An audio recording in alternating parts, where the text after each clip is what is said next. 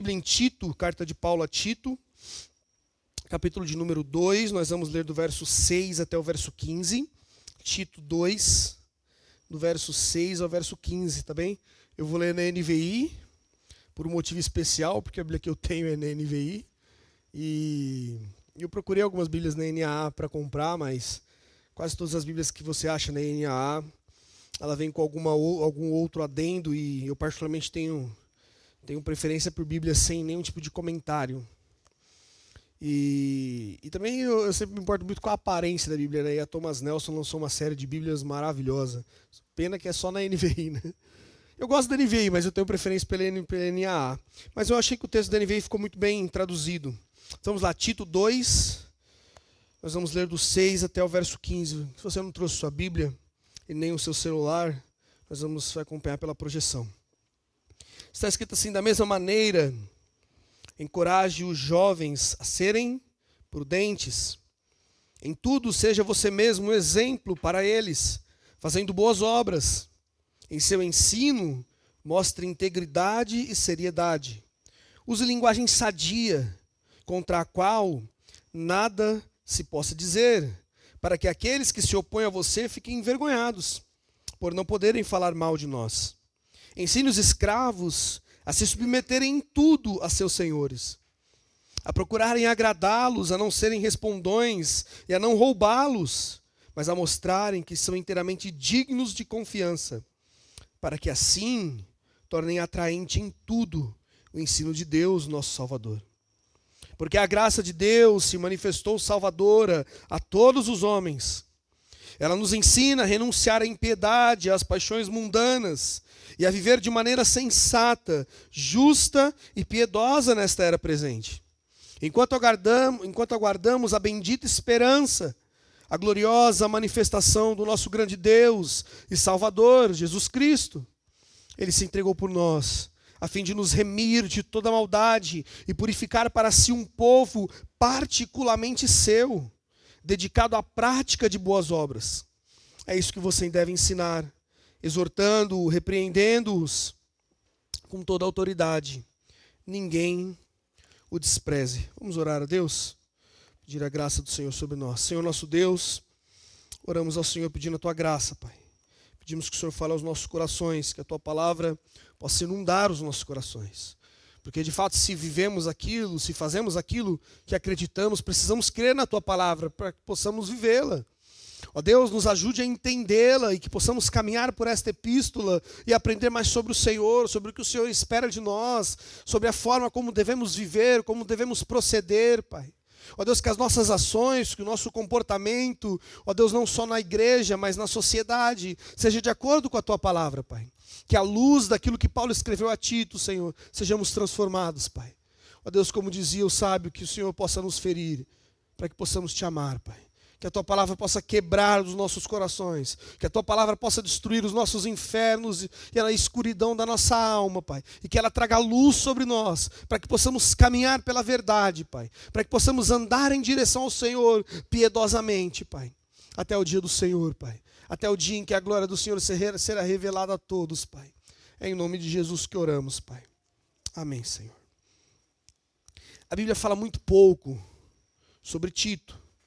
Nós não sabemos quando foi que Tito entrou na vida de Paulo. Alguns acreditam que foi na segunda viagem missionária, fruto da pregação do apóstolo, e talvez Tito e Timóteo, que sejam os homens que mais viveram próximos do apóstolo, talvez eles tenham se convertido ali, então se tornaram modelos de bons crentes, e Paulo, de forma sábia, envia Timóteo a Éfeso e envia Tito a Creta, que era uma ilha perto do Mar Egeu, no Mar Egeu, ou o Mar Mediterrâneo.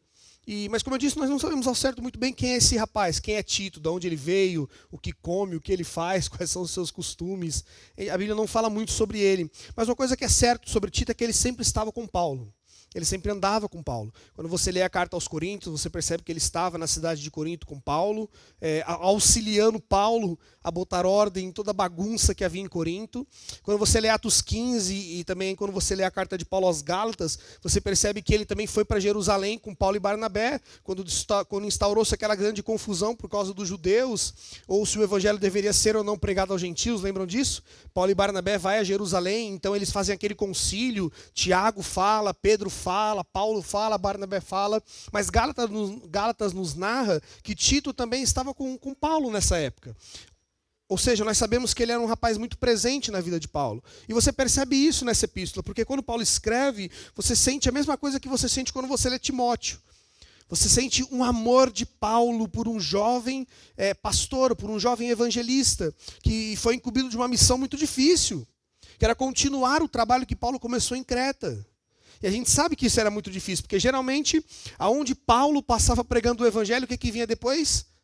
Homens com falso evangelho, ou você tinha judaizantes que vinham atrás para tentar deturpar aquilo que Paulo havia ensinado, ou a verdade do evangelho que Paulo havia pregado. E não foi diferente com Tito.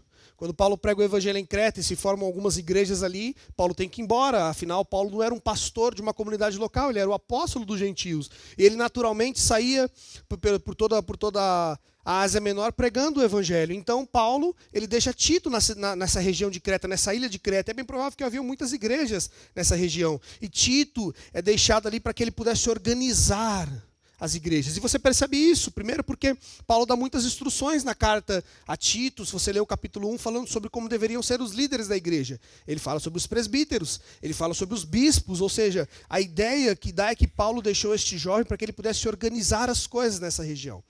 E você também percebe, lendo esta carta de Tito, que ele estava passando por alguns problemas. Primeiro porque ele era muito jovem, e algumas pessoas o desprezavam por isso. E outro problema também é que havia alguns líderes que estavam se levantando no meio das igrejas, afirmando serem homens de Deus, chamados por Deus para governar a igreja, e eles vinham e pregavam o evangelho de forma gananciosa. Paulo fala isso no capítulo 1.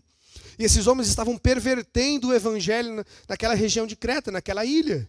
E tudo aquilo que Paulo havia pregado estava posto em jogo, porque aqueles homens agora com um falso evangelho, com promessas de uma vida mais simples, de uma vida mais fácil, eles haviam se levantado, afirmando serem eles pregoeiros da verdade, homens de Deus. E não só esse grupo, mas também havia um outro grupo que é muito peculiar, que sempre afrontou a fé cristã, que eram os judaizantes. Homens que se levantaram naquela região e eles começaram a falar, aquilo que Paulo pregou não está certo. Se vocês querem conhecer a Deus, voltemos às velhas práticas do judaísmo, voltemos aos sacrifícios, aos ritos, aquela velha tradição.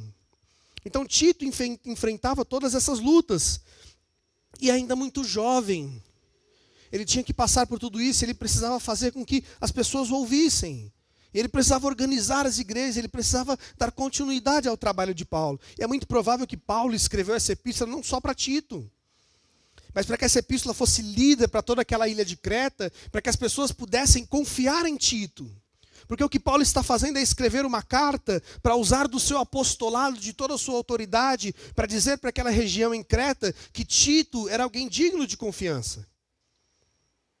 E se você perceber que a epístola, ora, Paulo está falando a Tito, ora, Paulo está falando aos moradores de Creta, às igrejas de Creta, por quê? Porque Paulo queria reafirmar essa autoridade apostólica que ele havia deixado nas mãos de Tito. Ou seja, ele está dizendo para aquele jovem pregador, continue pregando o evangelho. Eu sei quem você é, eu sei que você de fato se converteu ao Senhor, você é alguém temente a Deus, então as pessoas devem te ouvir. Elas não devem ouvir os judaizantes, elas não devem ouvir esses pregadores que se levantaram e pregam o evangelho por ganância. Então a finalidade desta carta é justamente ensinar a Tito como organizar a igreja, ensinar a igreja como eles devem se portar diante dos seus líderes. E não só isso, ensinar também os mais velhos, os homens mais velhos, as mulheres mais velhas, os jovens. O texto que nós lemos do versículo 6 em diante do capítulo 2 fala mais ou menos sobre os jovens. Porque estamos num culto de jovem. Mas se você pegar o capítulo 2 desde o começo, você vê que Paulo está falando para Tito como que devem se portar os homens mais velhos, as mulheres mais velhas, como devem se portar as mulheres casadas. Ou seja, Paulo está tentando ensinar para Tito como que o crente deve proceder. Ou seja, Paulo está dizendo que diante daquilo que foi pregado pelo apóstolo e que Tito está continuando a pregar, como é que a igreja deve se portar? Como é que as pessoas devem reagir ao evangelho? Lembra do que nós falamos há alguns sábados atrás? De que é impossível que você conheça Cristo e a sua vida não seja transformada. Se você conheceu a Cristo, se você encontrou o Senhor, a sua vida deve ser, você deve fazer um retorno. Se você estava caminhando para longe do Senhor, agora você deve caminhar em direção ao Senhor. E conhecer a Deus, e conhecer o Evangelho, implica mudança de vida, implica mudança de atitudes. Paulo disse, aquele que roubava, não roube mais. Sabe, aquele que fazia coisas erradas, não faça mais. Sabe, Paulo não está pedindo para você redimir os seus pecados. Agora só roube e dê aos pobres. Não é isso. Paulo não está querendo criar uma geração de Robin Hoods. Não é essa a ideia. A ideia de conversão é o abandono do erro. É você esquecer tudo aquilo que afronta a Deus e retornar e devotar a sua vida a Cristo. Ou seja, se você pecava, Paulo diz, não peque mais. E é isso que Paulo está mostrando. Tito, aqueles que conheceram o Evangelho, que conheceram a pregação do Cristo ressurreto, eles devem viver de forma digna. E do verso 6 em diante, Paulo vai nos mostrar isso de uma forma ainda muito mais profunda. Verso 6 diz assim, da mesma maneira, Tito, encoraje os jovens a serem prudentes. A primeira coisa que eu acho muito interessante nessa passagem é que as igrejas em Creta, elas tinham muitos anciões, muitas pessoas sábias que pregavam o evangelho ali, ou que conheciam a Cristo, que já eram mais velhos, que já eram mais experimentados e vividos. E mesmo assim, Paulo, ele tem esse cuidado de direcionar uma parte do seu ensino a esse público, que muitas vezes é desprezado e é esquecido, que são os jovens. E muito mais naquela época, que o jovem geralmente não tinha lugar para falar nada. As pessoas só eram ouvidas se elas fossem mais velhas. Se você fosse jovem, você não tinha direito de falar à comunidade. Você não era ouvido. Por quê? Porque as pessoas acreditavam que se você fosse jovem, você não era sábio. Mas perceba que Paulo dedica uma parte desta carta a Tito a mandar uma mensagem para os jovens. Ele começa por dizer, jovens, sejam prudentes. Ele está dizendo, Tito, se tem alguma coisa que o jovem deve ser, é o quê? Prudente. Outra possível tradução para esta palavra é equilibrado, obediente à razão, moderado. Parece que Paulo acerta, é sempre muito cirúrgico, né? Ele sabe que nós jovens, nós somos tentados pelas paixões da mocidade. Nós somos sempre muito levados pelo nosso coração, pelos impulsos da juventude, a fazer muitas vezes loucuras. Sabe quantas loucuras nós já não fizemos na vida, achando que nós estávamos certos? Paulo sabe que o coração do jovem é tendencioso a isso. Parece que essa fase é a fase que a gente está sempre pensando grande. O que eu vou ser quando eu crescer? Você nunca para sonhar e pensa assim, nossa, eu acho que quando eu crescer eu quero ganhar 2 salários, quero morar num kitnet, sabe, quero comprar um Fusca, sabe, quero passar minha vida inteira andando com chinelo havaiana. Havaiana é bom, Ipanema. A gente não faz esses planos, né? Geralmente como que a gente planeja o nosso futuro? A gente se vê numa casa grande, uma mansão, muitos quartos, sabe, aqueles carros do Need for Speed, sabe, tunados.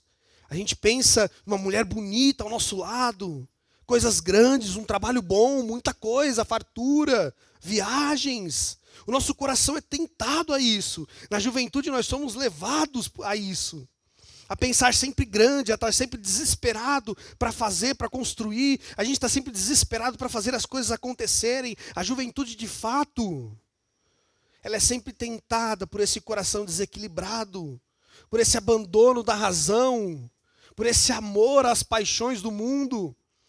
E é por isso que Paulo é muito cirúrgico quando ele diz, jovens, sejam equilibrados. Ele está dizendo para a juventude daquela ilha, daquelas igrejas, sejam prudentes.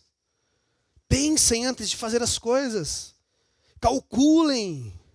Saibam se a direção que você está caminhando é a direção correta. Isso é ser prudente. Já assistiram Alice no País das Maravilhas? Acho que é o gatinho que fala para Alice, né? Que é aquele que não sabe onde quer ir, qualquer caminho está certo. Essa é a ideia da juventude hoje em dia, né? As pessoas tomam todos os caminhos possíveis tentando chegar a um objetivo que não sabem qual é. E o conselho de Paulo é: jovens, sejam prudentes. Ouçam a razão, ouçam a prudência, caminhem pelo caminho que é certo. Ou seja, se atentem para aquilo que é correto e não se entreguem às paixões dos seus corações. Porque se nós vivemos pelas paixões dos nossos corações, nós vivemos uma vida totalmente desequilibrada, porque ora amamos, ora odiamos. Ora nós somos apaixonados por alguma coisa e daqui a pouco já não gostamos mais daquilo. Não sei se vocês foram assim, eu sempre fui assim. Existe um estudo que diz que geralmente os jovens se apaixonam loucamente pelo menos umas 4 vezes na vida. Eu não sei se esse estudo é verdade, mas para mim foi. Eu lembro que quando eu comecei a namorar a Késia, na verdade quando a gente estava conversando para começar a namorar, minha mãe até me perguntou: será que essa não é mais uma das suas paixões? Eu falo: não, essa aí é diferente. Essa doía um pouco mais. Mas a gente tem essa tendência de tudo intensificar, de você conhecer alguém que é legal e bonito e falar: nossa, esse cara é o amor da minha vida. E muitas vezes você nem olha de forma racional, você não para pensar, você não para analisar. Sabe, você não põe na ponta do papel o que ele é, o que ele não é, as qualidades, os defeitos. Na verdade, você não enxerga nenhum defeito. É a coisa mais linda do mundo. E às vezes o cara nem é tudo isso. Aqui na igreja nós temos alguns exemplos de meninas que oraram pouco. Mas de fato nós somos tentados a isso, mas o conselho de Paulo é: seja prudente. Quando você estiver desesperado de desejos e anseios por alguma coisa, o conselho de Paulo é: calma, respira, pense. Analise à luz das Escrituras se esse é o caminho certo a se tomar. Porque a vida precisa ser calculada, ela precisa ser pesada. Porque aquilo que nós fazemos hoje resultará no nosso futuro. Se não caminharmos em segurança agora, como será a nossa velhice? Se apostarmos todas as nossas forças e fichas naquilo que é incerto, como nós construiremos um futuro com o Senhor? É por isso que Paulo diz, e somente esse versículo ele direciona aos jovens, de uma forma muito específica: jovens, sejam prudentes, equilibrados, ouçam a razão, caminhem por aquilo que é certo e não sigam o seu coração. E ele continua, agora dizendo a Tito: em tudo, seja você mesmo o quê? Um exemplo para eles, para a igreja, para os jovens, para os mais velhos, para as mulheres. Mas é interessante que essa palavra exemplo, ela é a ideia de padrão. E a palavra padrão, que é uma palavra grega para tupos, é a ideia de alguma coisa que é marcada com pancada. Ela traz a ideia de alguma figura formada por um golpe. Esses dias eu estava assistindo uns vídeos na internet, e o cara estava mostrando como era feito o processo das gráficas antigas, né? E eles criavam aquelas máquinas e elas golpeavam e criavam uma forma, e a partir daquela forma que eles produziam todas as cópias. E é justamente essa a ideia da palavra bíblica, quando Paulo diz a Tito que você seja um exemplo, que você seja um padrão. Ou seja, se você quer fazer alguma coisa, você precisa usar um molde para aquilo. Por exemplo, se você vai tomar uma Coca-Cola, você sabe que a garrafa da Coca-Cola é diferente. E não é que eles fazem aquela garrafa à mão. Ninguém faz aquilo, não tem como você fazer 1 milhão de garrafas iguais. O que eles fazem? Eles criam um padrão, eles criam um molde. E a partir daquele molde, todas as garrafas saem igual. E a ideia de Paulo a Tito é dizer: Tito, você precisa ser esse padrão. A ideia é que o evangelho golpeou a vida de Tito de tal forma que ele foi marcado pelo evangelho. E as pessoas deveriam olhar para Tito e encontrar o que em Tito? O evangelho. As marcas deste golpe. Porque o evangelho sempre vai nos marcar. As características de Cristo têm que caminhar conosco. As pessoas devem olhar para nós e encontrar em nós as marcas do evangelho de Cristo. E é por isso que o conselho de Paulo a Tito é: Tito, seja um padrão. Porque você foi selado com o evangelho, e Paulo estava bem certo que Tito era crente. E é por isso que no começo da carta ele fala que Tito é meu verdadeiro filho na fé. Paulo sabia que o evangelho havia chegado com poder na vida de Tito. Ele não era alguém que foi buzinado, alguém que gostava do grupo social da igreja, não. Ele conheceu o evangelho de verdade. Ele foi convertido por Cristo Jesus e isso gerou marcas em sua vida. E Paulo está falando que essa marca deve ser o padrão para todo crente da igreja. E perceba que ele está falando isso para um jovem. Paulo podia ter confiado a pregação do evangelho aos líderes, aos judaizantes, aos mais velhos. Mas ele chama Tito, ele diz: Tito, você tem que ser o padrão. Ah, mas eu sou jovem, eu ainda tenho muito para viver, tenho loucuras para fazer. Não. Paulo está dizendo: seja um padrão de fé. A juventude é essa época de sermos padrões de fé. A juventude é a época das pessoas olharem para dentro de nós e encontrarem em nós Cristo, e não loucura e estultícia. As pessoas precisam olhar para você e encontrar Cristo em você. Por quê? Porque isso é o normal. Nós não poderíamos esperar nada de diferente. Se você encontrou Cristo Jesus, o Evangelho te transformou. E consequentemente as pessoas vão olhar para você e devem encontrar Cristo em você. Se as pessoas olham para dentro para nós e não encontram características do Evangelho em nós, então o Evangelho não nos marcou. Então nós não encontramos a Cristo. Lembra da história do trem? Se você for atropelado por um trem, alguma coisa em você vai mudar. E é isso que acontece quando o Evangelho nos encontra. Nós somos transformados. É por isso que Paulo diz: Timóteo, seja um padrão. E ele diz que como Timóteo deve ser um padrão? Fazendo boas obras.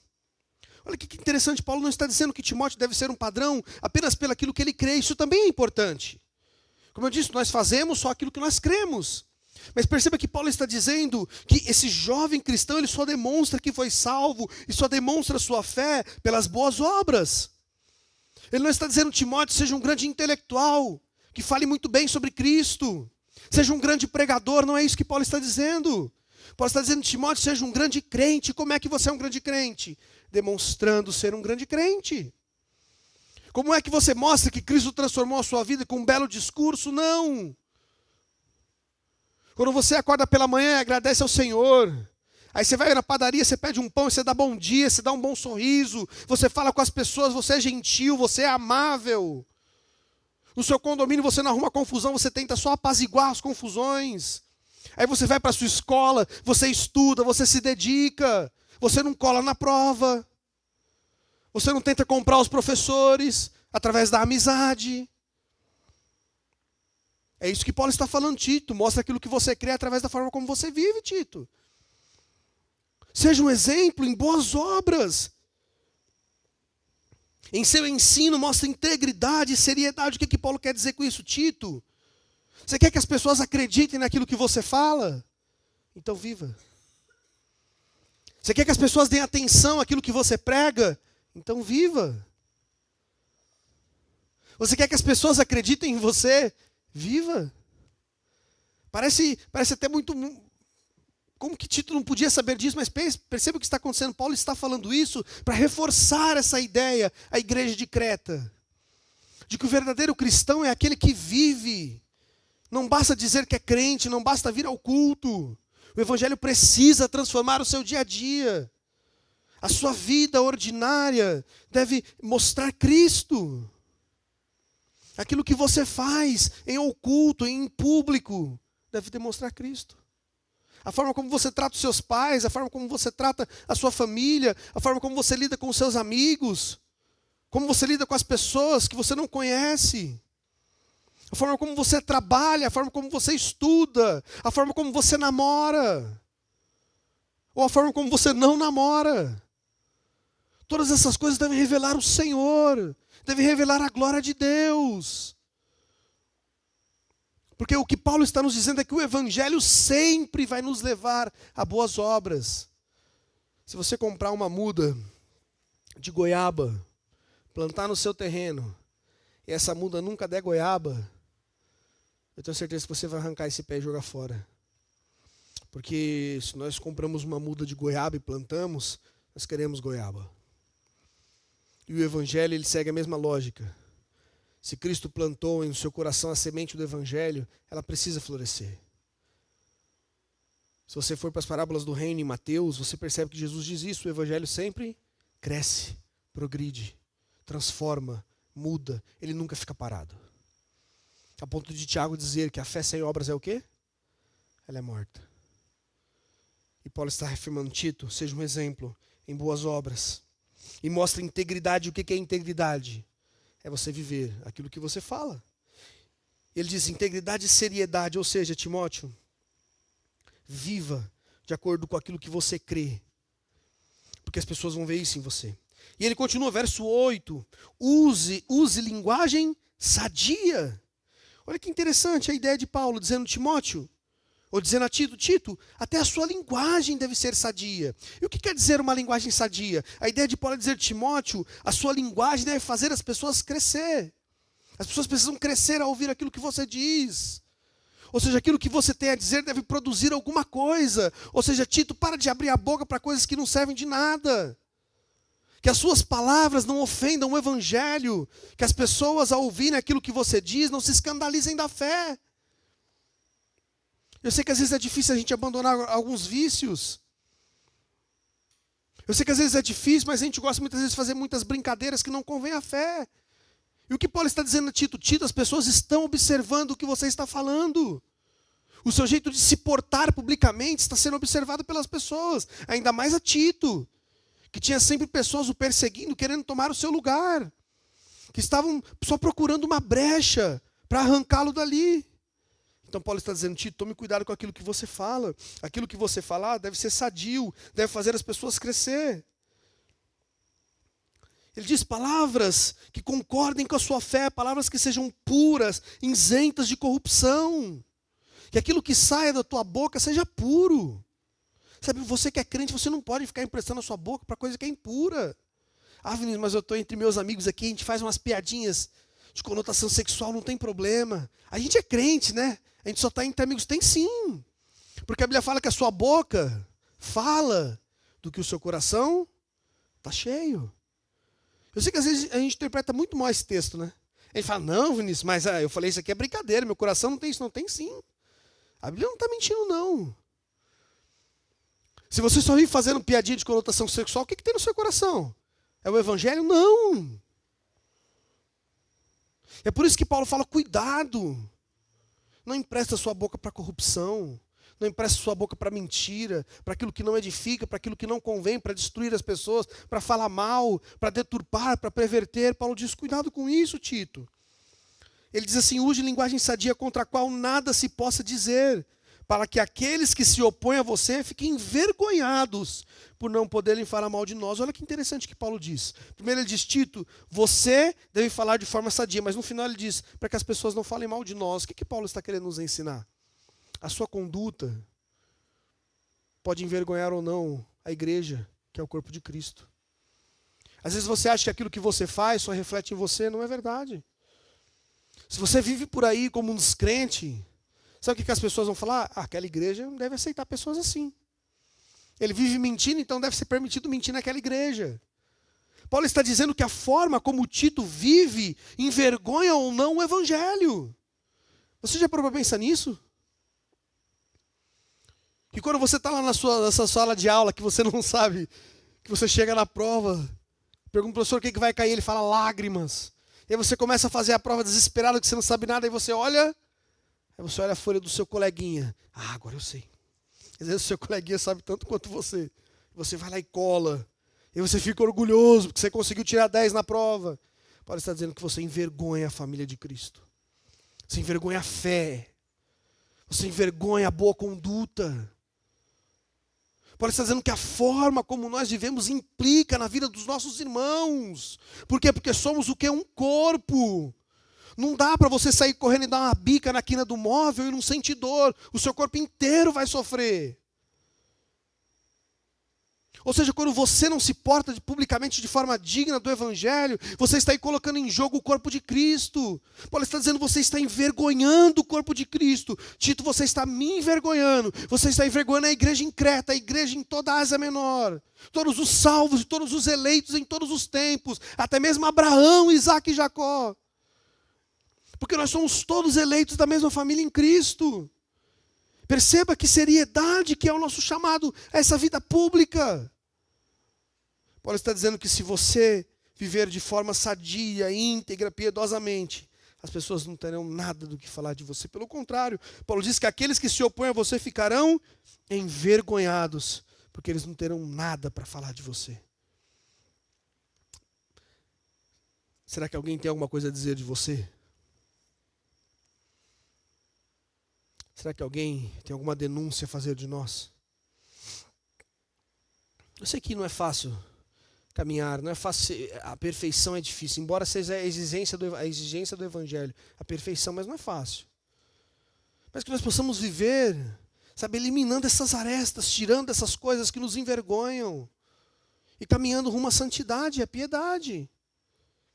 E Paulo continua, verso 9, ensine os escravos a se submeterem em tudo aos seus senhores, a procurarem agradá-los, a não serem respondões, a não roubá-los, mas a mostrarem que são inteiramente dignos de confiança. Olha o que Paulo está dizendo, os escravos não devem se rebelar contra os seus senhores.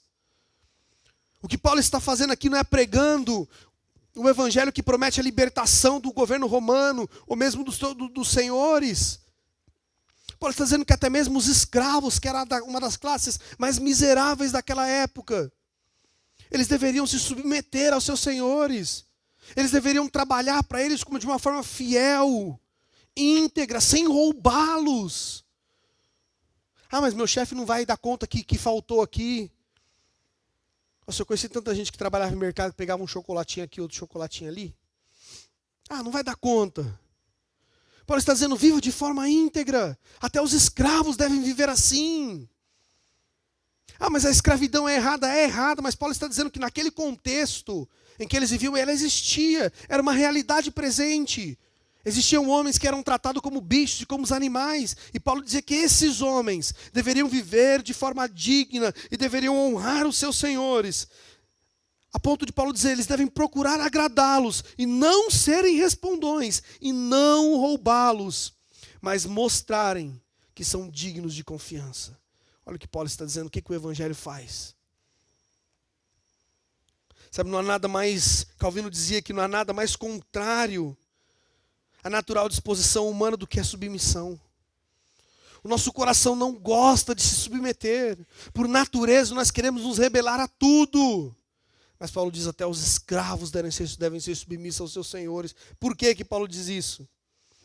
Mostrem que são de confiança para que assim se tornem atraente em tudo o ensino do nosso Deus, o nosso Salvador. Olha o que Paulo está dizendo, que se os escravos fossem submissos aos seus senhores, trabalhassem com dignidade, com lealdade, com fidelidade, o que eles estavam fazendo? Eles estavam embelezando a mensagem do Evangelho. Você consegue entender o que Paulo está falando? Paulo está dizendo que o Deus da glória, Ele compartilha a glória do seu Evangelho até com os escravos, que vivem de forma piedosa e que trabalham mesmo sendo escravos, fazem o melhor para Deus. E fazendo isso, eles embelezam a pregação do Evangelho. Porque os senhores olhavam para aqueles escravos e confiavam neles. Porque mesmo sendo tratados como animais, eles eram fiéis, eles eram justos.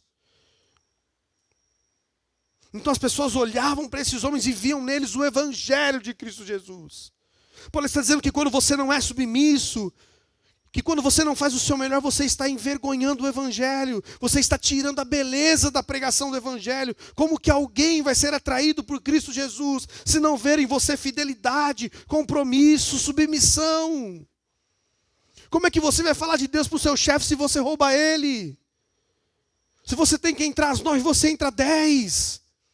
Se você tem que bater o dedo no ponto às 6, você bate 5 para 6, para ganhar tempo. Paulo está falando que isso envergonha o Evangelho. Como é que você vai falar de Cristo depois para ele? Você vai entrar com a cara lavada na sala dele e falar assim, eu queria te apresentar o Evangelho. Ele fala, esse Evangelho?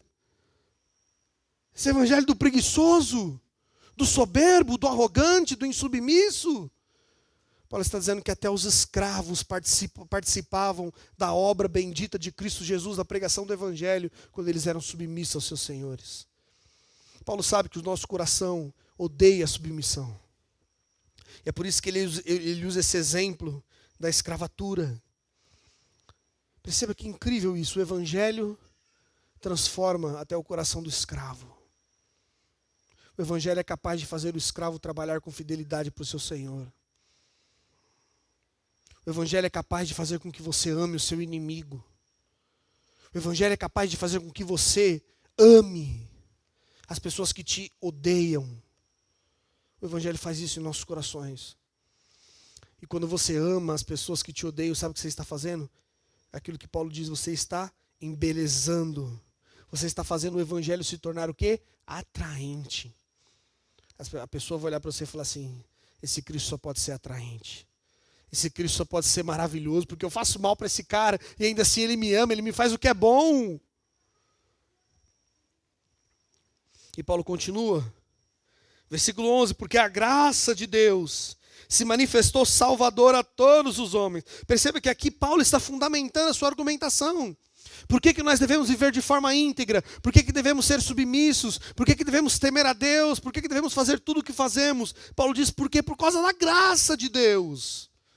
Porque a graça de Deus se manifestou de forma salvadora a todos os homens, do escravo ao livre.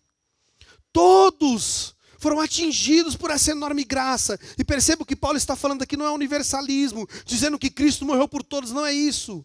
O que Paulo está dizendo é que Cristo morreu para que todos os homens pudessem chegar a Deus, sem distinção, escravo, livre, judeu, grego, ímpio, bárbaro, ninivita, israelita, prostituta, traficante, qualquer um. Paulo está dizendo que a razão pela qual nós vivemos de forma digna é a graça de Deus. Porque a graça de Deus se manifestou. Porque Deus abundou graça em nossas vidas. E isso deve nos levar a uma vida prática de submissão, de temor a Cristo Jesus. De boas obras, de devoção, de piedade. Por causa do quê? Por causa da graça que se manifestou. E aí Paulo continua, que quem nos ensina a graça, ela nos ensina o quê? A renunciar à impiedade e às paixões mundanas. Paulo está dizendo que, em primeiro lugar, a graça nos ensina a abandonar aquilo que não é correto, aquilo que é ímpio, aquilo que odeia a Deus. Que na vida daqueles das quais a graça se manifestou, essas pessoas abandonam a impiedade. Ou seja, elas começam a caminhar perto de Deus, porque o que o ímpio quer? O que o ímpio quer é que o evangelho, que a religião, ele quer viver longe disso, ele quer se afastar dessas coisas. Isso é impiedade, é esse abandono contumaz de Deus.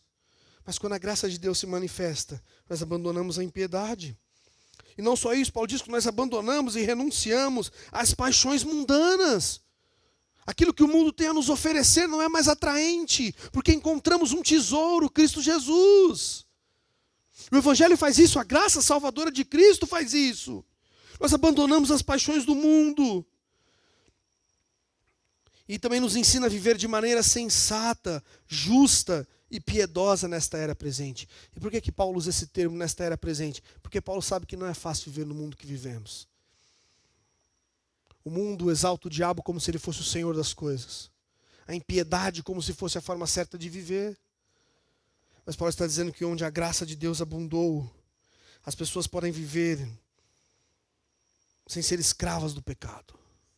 Você pode viver de forma justa, de forma piedosa, de forma sensata, mesmo neste mundo caído. E perceba que ele usa essa ideia da era presente para aquilo que viria depois no versículo 13. Aquilo que é contrário à era presente. Enquanto aguardamos o quê? A bendita esperança. A gloriosa manifestação do nosso grande Deus e Salvador Jesus Cristo. Olha o que Paulo está fazendo, olha esse contraste. Enquanto nesta era presente, nós só encontramos corrupção, impiedade. Paulo diz que nós ainda guardamos alguma coisa, que é o que é a bendita e gloriosa manifestação de Deus. Olha que interessante a argumentação de Paulo, de que você deve viver uma vida justa, por quê? Por causa da graça de Deus, tendo em vista o que? Este mundo, esta era? Não, mas aquilo que nos aguarda.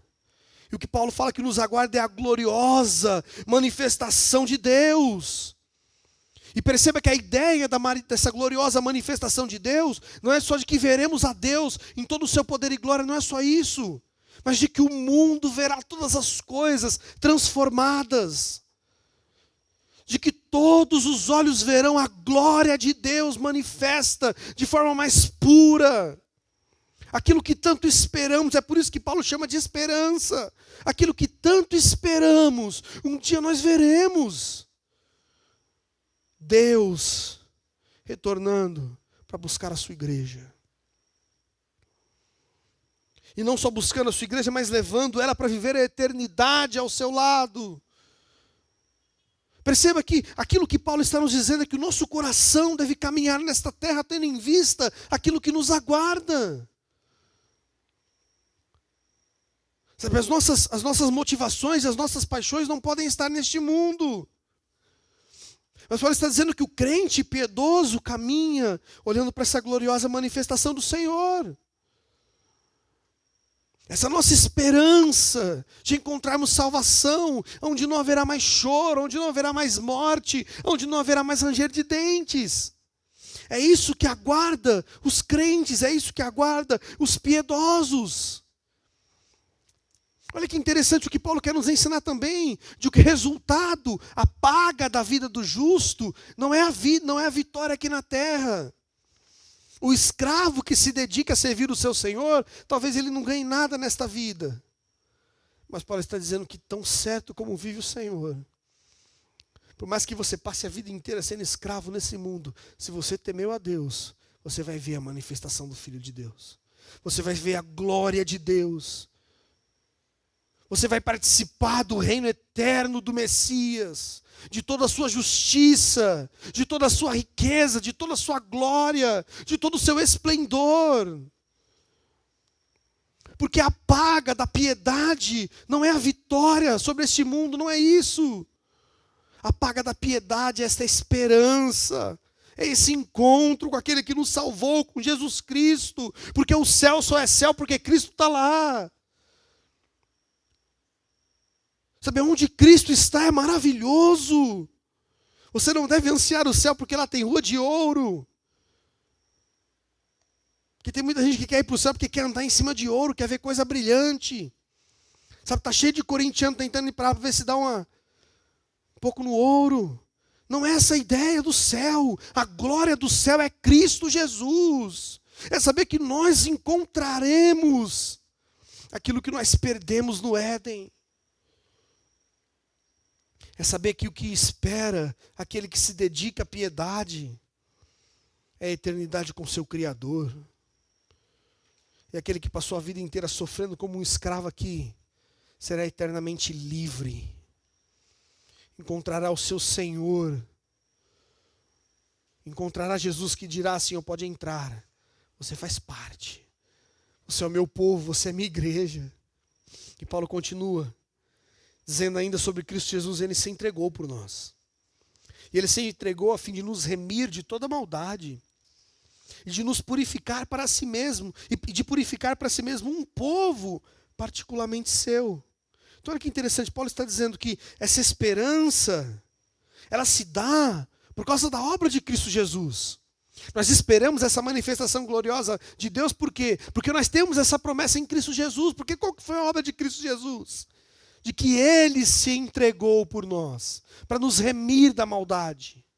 Ou seja, o objetivo final da cruz do Calvário é nos livrar da escravidão do pecado. Ou seja, se Cristo nos chamou para a liberdade do pecado, nós não podemos viver aprisionados ao pecado. Ou então a obra da cruz foi ineficaz na nossa vida. E nós sabemos que não pode. A obra da cruz é sempre eficaz. Se Cristo ganhou o teu coração, você vai abandonar a impiedade. E ele diz que Cristo se entregou por nós, a fim de nos remir de toda maldade, purificar para si mesmo um povo particularmente seu. E esse povo, qual que é a marca deste povo? É que ele é dedicado à prática de boas obras. Mais uma vez, Paulo traz à tona esse assunto das boas obras. Ou seja, o seu coração é tão tomado por Deus. Você entendeu a obra da regeneração. O que Paulo está dizendo aqui é isso. Você entendeu a regeneração. Você entendeu a conversão. Então o que você vai fazer? Você vai praticar boas obras. Você vai dar frutos, você vai produzir, você vai crescer, você vai pregar o evangelho, você vai ser justo, você vai ser fiel, e não importa o que te acontecer. Se as pessoas te perseguirem por isso, o teu chefe te odiar por isso, não importa. Porque você sabe que Cristo te salvou para isso. E no verso 15, Paulo termina, para a gente terminar também. Ele diz, é isso que você deve ensinar, Tito. Exortando-os e repreendendo-os com toda a autoridade. Ninguém o despreze. Paulo termina isso de uma forma muito interessante, ele dizendo, Tito, e dizendo à igreja em Creta, ninguém o despreze. Por quê? Porque Paulo sabe que se Tito vivesse piedosamente, temesse a Deus, escolhesse o caminho da justiça, as pessoas o ouviriam. Se Tito se dedicasse ao Senhor, ele embelezaria a pregação do Evangelho. Sabe, se Tito se dedicasse ao Senhor, com toda certeza, ele veria a gloriosa manifestação do Senhor. Paulo está dizendo, Tito, ensina essas coisas, viva estas coisas, Tito. É assim que um crente tem que viver. A forma certa a se viver é assim, é dedicação a Deus, é temor ao Senhor, é boas obras. É você colocar em prática aquilo que o Evangelho de Cristo Jesus te ensina. O chamado, não só de Paulo, mas de Deus, para todos nós que somos jovens, é isso. Temamos a Deus, vivamos piedosamente, falemos sempre a verdade, em amor, sabe, uma vida justa, uma vida reta e íntegra. Sabe, por vezes a gente acha que o Evangelho ele é uma parcela da nossa vida. Às vezes parece que nós tratamos a fé como algo que se encaixa na área da religião. Tipo assim, no time eu sou palmeirense. Ah, minha religião não, eu sou crente. Ah, o seu signo? Ah, sou de dinossauro com ascendente em unicórnio. Sabe, como se a fé fosse uma parcela da existência. A fé não é uma parcela da existência. O cristianismo é tudo. A obra de Cristo é tudo na nossa vida. E por que isso é significativo? Porque quando você entende que o Evangelho é tudo, você vai submeter tudo ao Evangelho.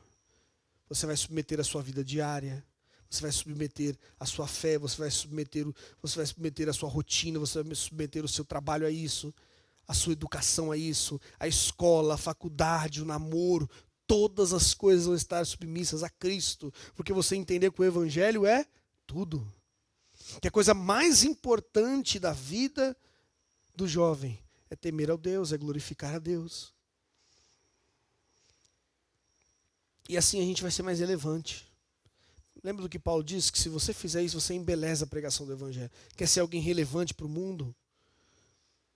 Sabe, seja piedoso. Ah não, mas eu achei que para ser relevante eu precisava vender curso, sabe? Precisava comprar Bitcoin, ganhar dinheiro, ficar rico, para que as pessoas olhassem para mim, nossa, símbolo de sucesso. Paulo falou, não, isso não é sucesso. Sucesso é ser piedoso. Sabe, sucesso é temer a Deus. Sucesso é fazer o bem, sem olhar a quem. Sabe, isso é sucesso. Sabe, use a sua juventude para isso. Gente, a vida passa rápido. Ontem nós estávamos olhando para o Heitor, ele nasceu bem magrinho. Só a capa da gaita.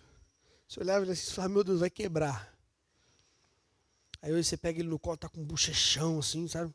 Sendo um bulldog francês, brabo. A vida passa rápido, essas coisas passam rápido.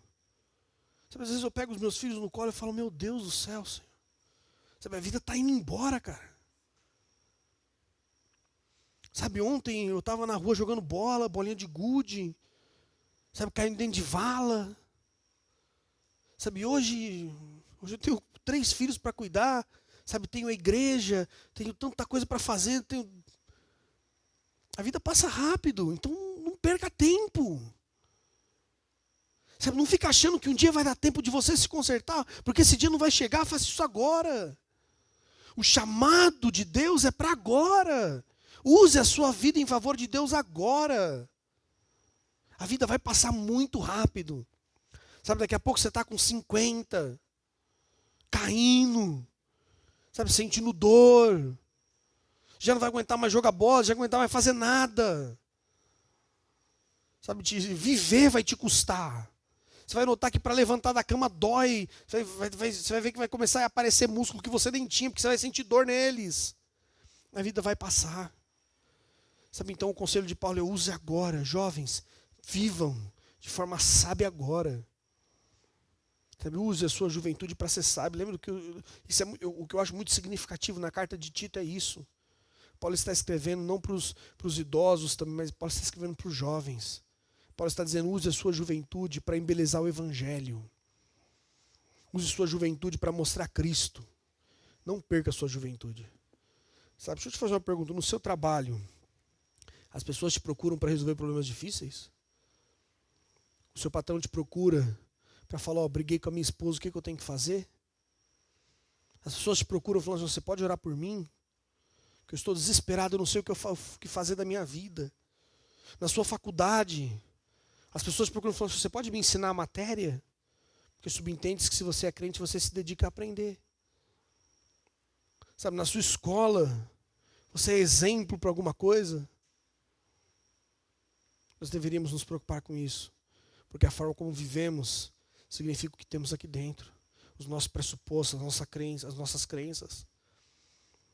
Sabe, se dedique para isso. Porque as pessoas olham para você e falam assim: esse cara só pode ser cristão. Ele parece muito com Jesus. Ele se parece muito com Cristo.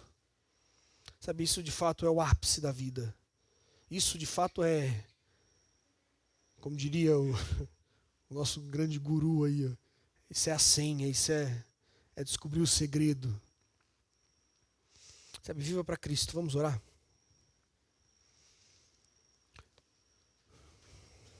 Senhor nosso Deus, nós te louvamos pela sua graça, pelo seu amor, pela sua bondade. Pedimos que o Senhor Deus nos abençoe, que o Senhor possa de fato levar as nossas vidas a um compromisso contigo, Pai. Uma vida íntegra, reta, piedosa, e que tudo em nós revele o Evangelho, a beleza da glória do Evangelho, Pai. Que a nossa vida de fato possa gritar ao mundo que cremos, Pai. Que a forma como nós dirigimos a nossa vida, que a nossa conduta possa mostrar às pessoas o Evangelho que cremos, Pai. Ó Deus, nos perdoa das nossas falhas, Pai. Perdoa das nossas mazelas, nos perdoa, Deus, daquilo que fazemos escondido, Pai. Ó Deus, nos perdoa, Pai. Que tudo em nós glorifique o Senhor, que tudo em nós embeleze a pregação do Evangelho, Pai. Que não sejamos tropeço para ninguém, Pai. Mas que as nossas vidas, Pai, possam exaltar a obra da redenção de Cristo Jesus, Pai. Ó Deus, que vivamos sempre com o coração, Deus, naquilo que nos aguarda, nessa esperança da manifestação gloriosa de Deus em Cristo Jesus, Pai. É assim que oramos, Deus, em nome de Jesus, Pai.